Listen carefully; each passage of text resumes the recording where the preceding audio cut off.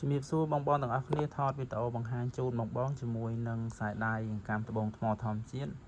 ហើយនឹងជាមួយនឹងបតោងកាក់ហ្កិចភូមិនេះស្រស់ស្អាតហើយមានគុជខ្យងបងប្អូនទាំងអស់គ្នាតម្លៃតែ$20ទេមួយខ្សែបានស្រស់ស្អាតគុជខ្យងធម្មជាតិសុទ្ធបាទហើយមានកាំខ្សែដៃហ្កិចភូមិຂະຫນາດ10លីដាក់ភីស៊ីវទឹកល្អស្អាតណាបងប្អូនទាំងអស់គ្នាបានហើយបន្តមកទៀតក៏មានជាងកាំ5ធាតុផងដែរបាទនេះគឺទំហំ12លីបាទ5ធាតុមាន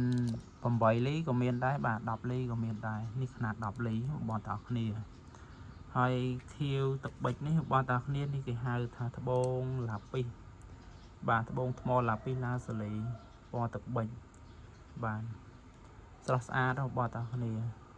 ហើយចម្រុះនេះគេហៅថាកាំត្បូងថ្មពលឹងធម្មជាតិបាទគឺទំហំ10លីស្រស់ស្អាតណាស់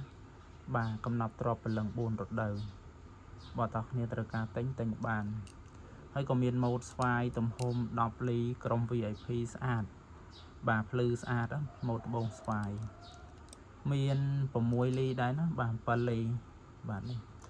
បាទ7លីជាស្រ័យ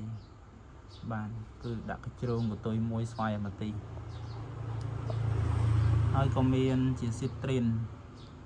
បាទត្បូងតុបទ្រាប់រក្សាទ្រាប់ស៊ីត្រីនដាក់កញ្ជ្រោងស៊ីត្រីនទៀតស្អាតណាស់បងប្អូនទាំងអស់គ្នាបាទខ្សែដៃកាំនេះ9លីបាទ8លីជាងបាទស្រស់ស្អាត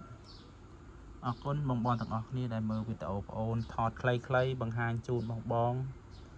បាទជូនពរបងទាំងអស់គ្នាដែលទិញអីវ៉ាន់ខាងបងអូនទៅសុខសប្បាយរកស៊ីមានបានតិចជុំទាំងអស់គ្នា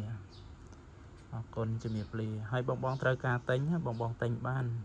បាទថតនេះគឺថតលក់បានបាទសុខសប្បាយទាំងអស់គ្នាបាទ